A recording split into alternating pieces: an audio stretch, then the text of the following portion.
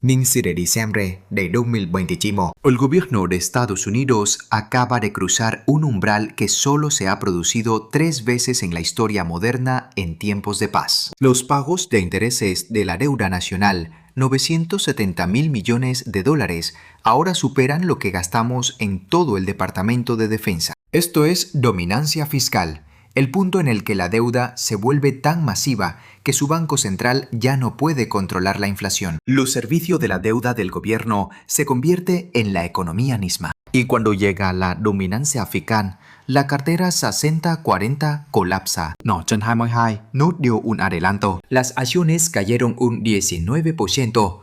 Los bonos un 13% simultáneamente. La Biblia de la planificación para la jubilación perdió un 16,7% en un año. Esta fue la reactivación de un patrón histórico, un ciclo de reasignación de capital que se ha manifestado en 3 grandes crisis a lo largo del siglo pasado y está ocurriendo de nuevo ahora mismo. Al final de este video, comprenderá exactamente qué 3 clases de activos preservan la riqueza cuando las monedas colapsan, por qué funcionan y cómo los inversores más ricos del planeta ya se están posicionando. Permítame mostrarle algo que, una vez que lo vea, no podrá dejar de verlo. 3 imperios, 3 crisis monetarias, el mismo patrón. Crisis 1, Weimar, Alemania, 1922-1923. A principios de 1922, 160 marcos alemanes le compraban $1 estadounidense.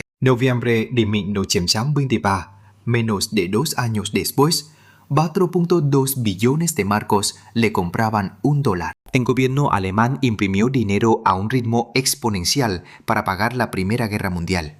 Reparaciones.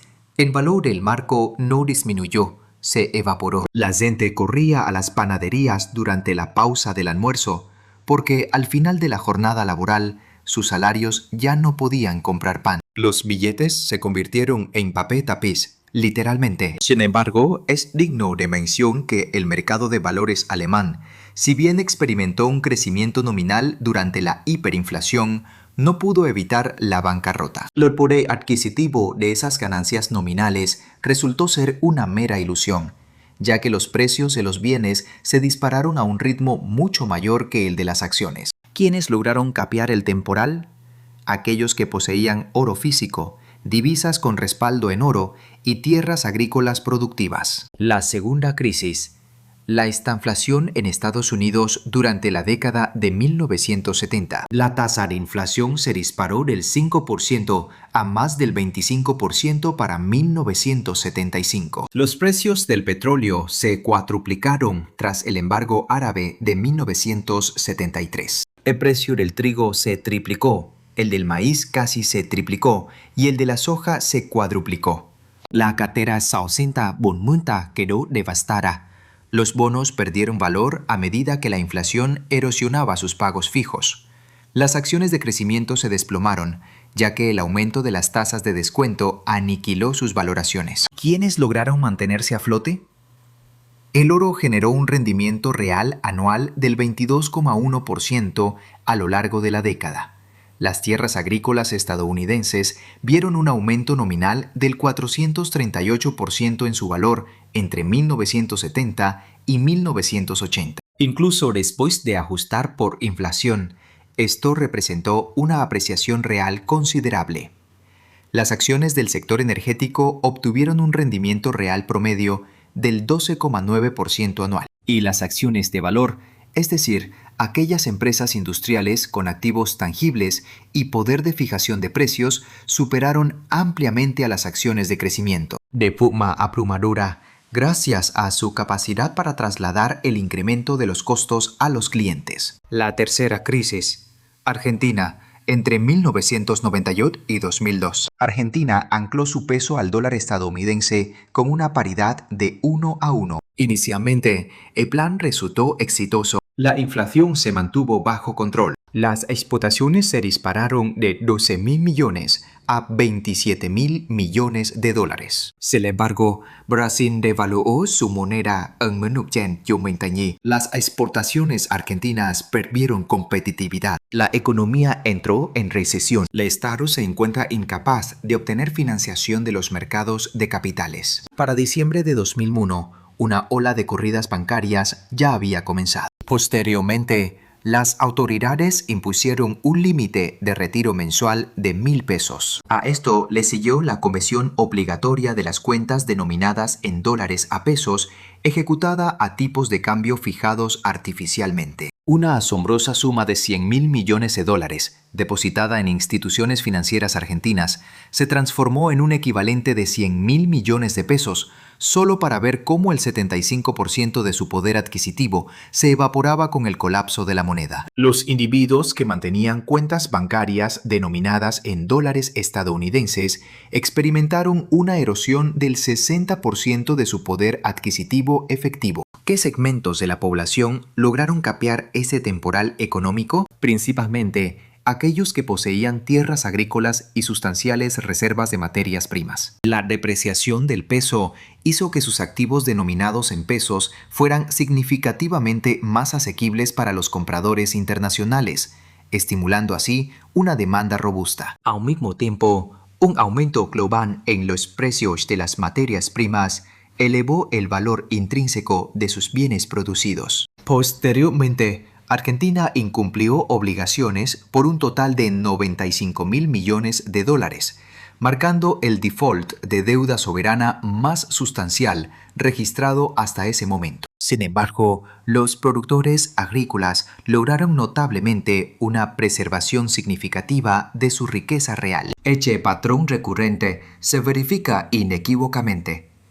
A lo largo de 3 crisis distintas, emergieron las mismas dinámicas de reasignación de capital, favoreciendo consistentemente a 3 clases de activos específicas que demuestran preservar e incluso aumentar el poder adquisitivo, en marcado contraste con otras tenencias. La principal clase de activos identificada comprende la tierra productiva, abarcando las explotaciones agrícolas y la exposición directa a las materias primas. Cabe destacar que Bill Gates posee la titularidad de 242.000 acres de tierras agrícolas estadounidenses, distribuidas en 17 estados. Esto lo convierte en el propietario privado preeminente de tierras agrícolas a nivel nacional. La razón subyacente: la tierra agrícola funciona como una cobertura inherente y sistemática contra la devaluación de la moneda. Un dólar estadounidense debilitado hace que las materias primas agrícolas americanas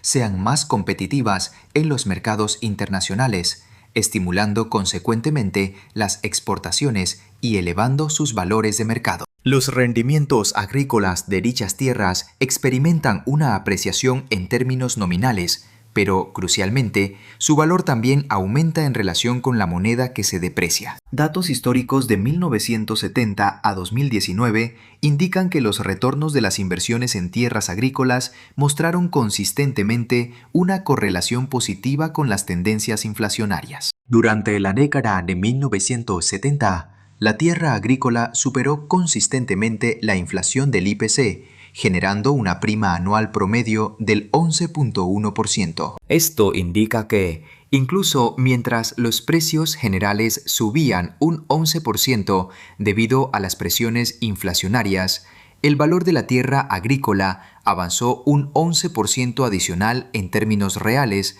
ajustados por inflación. Una auténtica salvaguarda para el poder adquisitivo. Incluso en periodos más contemporáneos, específicamente de 2000 a 2009, el rendimiento superior de la tierra agrícola en relación con la inflación se registró en un 7.6%. Posteriormente, entre 2010 y 2018, esta prima se situó en el 4.8%. Este fenómeno no es meramente cíclico, representa una característica estructural fundamental. La escalada de precios de las materias primas de la década de 1970 ofrece un precedente histórico pertinente. Adquisiciones de grano a gran escala e imprevistas por parte de la Unión Soviética a principios de la década de 1970 impulsaron significativamente la demanda global. Solo las exportaciones mundiales de trigo se dispararon un 29% en el lapso de un solo año, de 1971 a 1972. La producción agrícola resultó insuficiente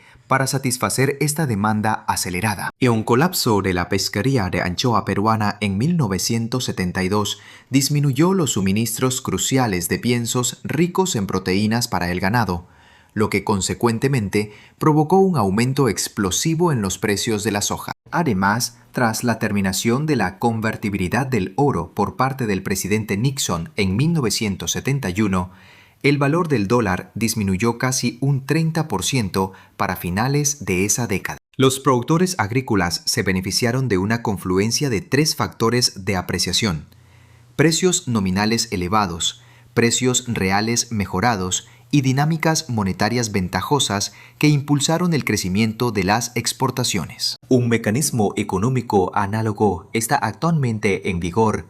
El índice del dólar ya ha retrocedido aproximadamente un 10% desde su cenit en 2022. La deuda soberana ya supera la marca de los 35 billones de dólares. La tierra agrícola no debe percibirse como una apuesta especulativa. Más bien, funciona como una cobertura matemáticamente sólida.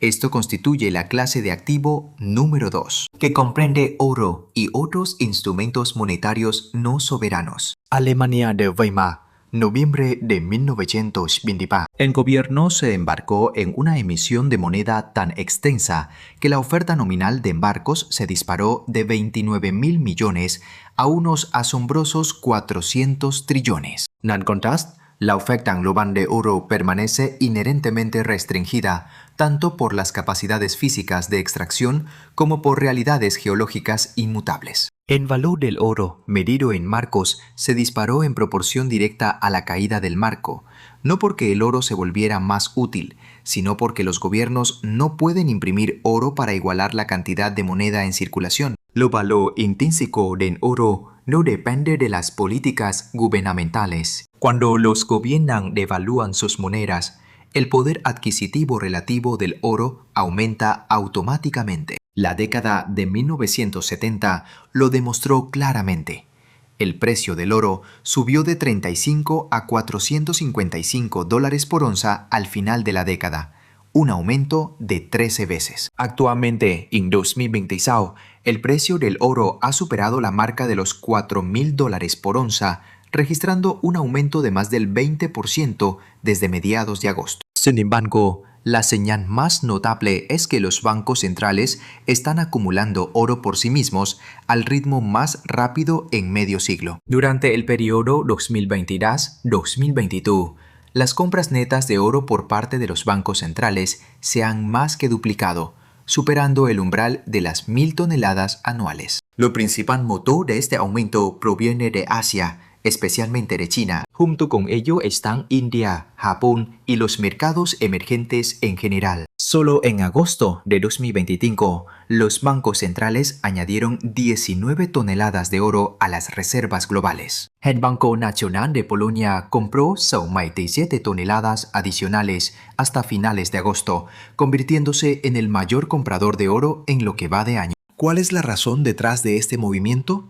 Es la estrategia de diversificación de reservas. La proporción del dólar en las reservas globales de divisas ha caído del 65% hace una década a menos del 58% en la actualidad. Los bancos centrales están reduciendo abiertamente sus tenencias de bonos del Tesoro de Estados Unidos mientras aumentan sus reservas de oro. Esto no es especulación.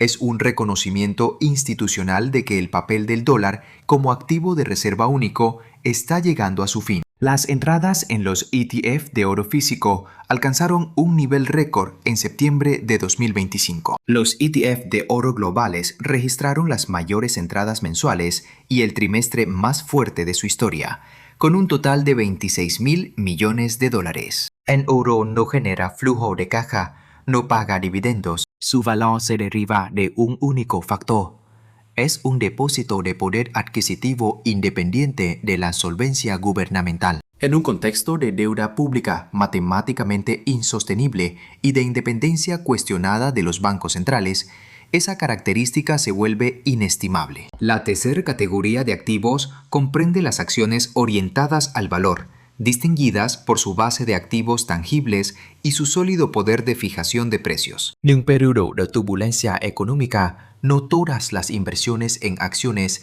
exhiben una resiliencia o un rendimiento comparable. Las acciones orientadas al crecimiento, especialmente las empresas tecnológicas con ganancias actuales insignificantes y proyecciones de beneficios futuros especulativas, tienden a flaquear significativamente en medio de una inflación creciente. El valor intrínseco de estas empresas se basa únicamente en los flujos de caja anticipados en un futuro lejano. Una duplicación de las tasas de descuento invariablemente reduce a la mitad el valor presente atribuido a esas ganancias futuras proyectadas. Este resultado es una consecuencia matemática fundamental. El año 2022 proporcionó una demostración cruda e inequívoca de este principio. Las acciones del sector tecnológico experimentaron una depreciación del 31,5%. Meta Platforms, específicamente, vio su valoración desplomarse en un 64,2%. Por el contrario,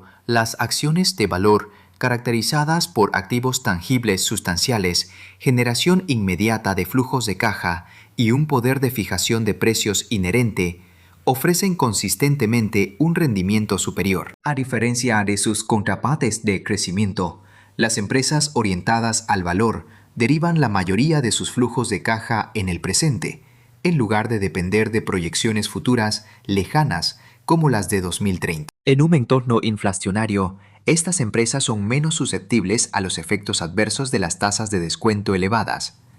Crucialmente, las empresas que poseen activos tangibles y poder de fijación de precios son expertas en transferir el aumento de los costes a los consumidores, preservando así sus márgenes de beneficio reales. Las acciones del sector energético ofrecen la ilustración más convincente de este fenómeno. Los flujos de ingresos de estas empresas están intrínsecamente vinculados a las fluctuaciones en los precios de las materias primas energéticas. Históricamente, durante periodos de inflación significativa, las acciones energéticas han superado a la inflación en el 74% de los casos, generando un rendimiento real anual promedio del 12,9%. Los fideicomisos de inversión en bienes raíces REITs, que poseen propiedades operativas y tienen acuerdos de arrendamiento que permiten escaladas de alquiler, también demuestran un rendimiento robusto. Los REITs de capital han superado históricamente a la inflación en el 66% de los periodos observados, logrando rendimientos reales promedio del 4,7%. Si los contratos de arrendamiento de oficinas o industriales incorporan cláusulas para ajustes de alquiler indexados a la inflación, los flujos de ingresos del REIT se expanden automáticamente en conjunto con la inflación acelerada, salvaguardando así el ingreso real. Desde 1928, las acciones de valor han superado consistentemente a las acciones de crecimiento, exhibiendo una superación anual promedio del 4,5%. En tiempos de presión inflacionaria, este diferencial de rendimiento se expande considerablemente. En el apogeo de la crisis del petróleo de 1974, las acciones orientadas al valor generaron rendimientos favorables, contrastando fuertemente con el crecimiento de las acciones. Actualmente, fuerzas análogas del mercado se están manifestando una vez más. Específicamente, las transacciones de capital privado caracterizará por sustanciales cargas de deuda derivadas de adquisiciones apalancadas. Están enfrentando una mayor susceptibilidad, dado que las tasas de interés se han duplicado desde su punto más bajo en la era de la pandemia. La carga combinada de pagos de intereses en efectivo e impuestos ahora absorbe casi la totalidad del EBITDA para numerosas empresas. Por el contrario, las acciones de valor, distinguidas por su modesto apalancamiento, activos productivos concretos y autoridad inherente en la fijación de precios dentro de sectores de bienes críticos están estratégicamente posicionadas para salvaguardar y aumentar en poder adquisitivo. Esta coyuntura nos permite tender un puente entre los precedentes históricos y el panorama contemporáneo.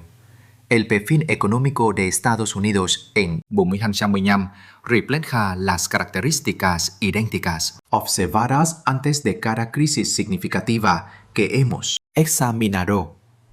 El indicador principal, el umbral de dominancia fiscal, ha sido superado. Se proyecta que el servicio de la deuda nacional incurrirá en $970,000 millones en pagos de intereses durante el año fiscal 2025. Esta cifra representa casi un aumento de 3 veces sobre los $345,000 millones que fueron gastados en 2020. La Oficina de Presupuesto del Congreso pronostica que esta cifra escalará a $1,8 billones anualmente para el año 2035, una asombrosa cifra de $1,8 billones, casi el doble de nuestro gasto en defensa, se destinará únicamente al servicio de la deuda existente. Esto representa la dominancia fiscal. Cuando la Reserva Federal eleva las tasas de interés para contrarrestar la inflación, los costos del servicio de la deuda se disparan, obligando al gobierno a asumir endeudamiento adicional, iniciando así un ciclo de retroalimentación negativa que se autoperpetúa. Nuestro segundo indicador es las tasas de interés reales han pasado a territorio positivo. Durante un periodo prolongado, la inflación superó consistentemente a las tasas de interés nominales, lo que significaba que las tasas reales de interés eran efectivamente negativas. Esta dinámica permite al gobierno erosionar sin dolor su carga de deuda a través de la inflación. Esa era ha concluido. Las tasas de interés reales son ahora firmemente positivas. Por primera vez en muchos años, el costo de servir la deuda del gobierno está escalando en lugar de disminuir. Las condiciones económicas ventajosas que permitieron que la deuda pública se expandiera a un ritmo más lento que la economía en general, ahora se han invertido. En ausencia de un superávit fiscal, una condición que Estados Unidos no ha logrado desde 2001, la acumulación de deuda se vuelve inherentemente exponencial matemáticamente. Nuestro tercer indicador, la independencia de los bancos centrales, está siendo cuestionada. El balance de la Reserva Federal sigue manteniendo aproximadamente $4.6 billones en bonos del Tesoro de Estados Unidos, acumulados durante sus programas de flexibilización cuantitativa. Esta considerable cartera introduce en riesgo de que la política monetaria pueda volverse supeditada a la sostenibilidad fiscal, en lugar de mantener un control independiente sobre la inflación. Este fenómeno sirve como el sello institucional de la dominancia fiscal. El Banco Central ya no puede comprometerse de manera creíble a priorizar la estabilidad de precios, ya que la dinámica imperante de la deuda gubernamental obliga a una postura acomodaticia. Nuestro cuarto indicador, la aceleración de la diversificación de reservas. A nivel global, los bancos centrales están diversificando sus tenencias de reservas, alejándose del dólar estadounidense a un ritmo sin precedentes desde el final de la Segunda Guerra Mundial. La proporción del dólar en las reservas globales ha disminuido del 65% al 58% en apenas una década. Naciones como China, Rusia y Turquía han desinvertido sistemáticamente en bonos del Tesoro de Estados Unidos, aumentando simultáneamente sus reservas de oro y realizando comercio internacional utilizando sus propias monedas nacionales. Esto no está impulsado por posturas ideológicas. Más bien, representa una reasignación estratégica de capital por parte de profesionales monetarios experimentados que anticipan futuros cambios económicos. El quinto indicador, confirma el colapso del modelo tradicional de cartera 60-40. La caída sincronizada de los mercados de renta variable y de bonos en 2022 no fue una mera anomalía. En cambio, señaló un cambio de paradigma fundamental. En un entorno donde la inflación emerge como el principal motor económico y la integridad fiscal gubernamental es escrutada, la correlación inversa convencional entre acciones y bonos se invierte. Y en lugar de ofrecer protección mutua, ambas clases de activos experimentaron una depreciación concurrente. En año 2022, marcó solo la cuarta vez desde 1973 en que tanto la renta variable como los activos de renta fija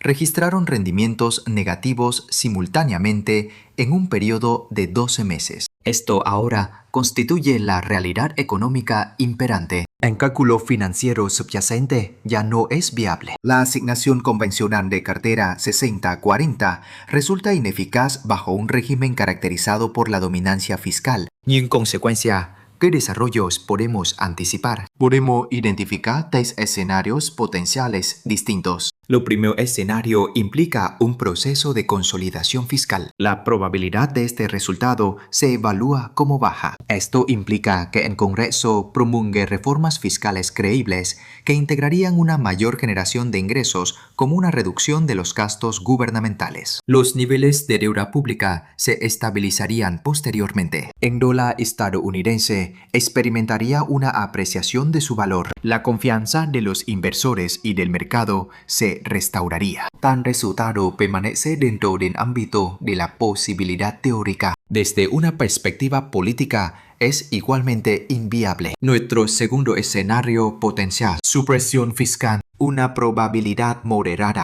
El cambio gradual. La moneda nacional experimenta una devaluación progresiva. Los tipos de interés reales se mantienen por debajo de los niveles de crecimiento económico mediante presiones inflacionarias gestionadas. El Estado disminuye progresivamente sus obligaciones de deuda a través de medidas inflacionarias, reduciendo simultáneamente el poder adquisitivo de quienes poseen ahorros. Esto constituye la manifestación más controlada, el aterrizaje suave de una recesión fiscal. Esta estrategia fue notablemente empleada por los británicos tras su crisis de la libra esterlina de 1976. Aunque arduo, permanece dentro del ámbito de control. Dentro de este marco particular, el trío de categorías de activos previamente destacadas continúa demostrando un rendimiento superior. La tierra agrícola experimenta un aumento de valor. El oro conserva su poder adquisitivo intrínseco en medio de la devaluación monetaria. Las empresas caracterizadas por activos tangibles y atributos de acciones de valor son capaces de trasladar los costos crecientes a su clientela. El tercer escenario potencial: una crisis aguda y severa. La probabilidad de este evento está en una trayectoria ascendente. La confianza en los instrumentos de deuda soberana se deteriora rápidamente. Un incidente desencadena específicamente una significativa convulsión geopolítica, una reducción en la evaluación de la solvencia crediticia de la nación. Una subasta fallida de bonos del Tesoro impulsa a los inversores internacionales a desinvertir sus participaciones. El dólar estadounidense experimenta un declive significativo en su valor. Las presiones inflacionarias se intensifican. La Reserva Federal se enfrenta a un dilema irresoluble. O bien eleva las tasas de interés, arriesgando la insolvencia gubernamental, o cede, erosionando así el valor intrínseco de la moneda. Esta trayectoria emula la experiencia de la República de Weimar, la crisis argentina, un patrón recurrente que hemos documentado meticulosamente en 3 ocasiones durante el último siglo. En tales circunstancias, el reposicionamiento del capital se transforma en un éxodo frenético. Las carteras de inversión convencionales sufren pérdidas devastadoras. La preservación de la riqueza se logra exclusivamente a través de activos tangibles, instrumentos monetarios alternativos y acciones orientadas al valor que poseen un auténtico poder de fijación de precios. Esta tendencia discernible ya se está manifestando. La adquisición por parte de Bill Gates de 242.000 acres de tierra agrícola trasciende la mera especulación. Más bien, representa un posicionamiento estratégico calculado por uno de los gestores de capital más astutos del mundo. Que los bancos centrales adquieran 1.000 toneladas de oro anualmente, una tasa que duplica la acumulación previa, no es simplemente una adhesión a la tradición, significa una profunda preparación institucional.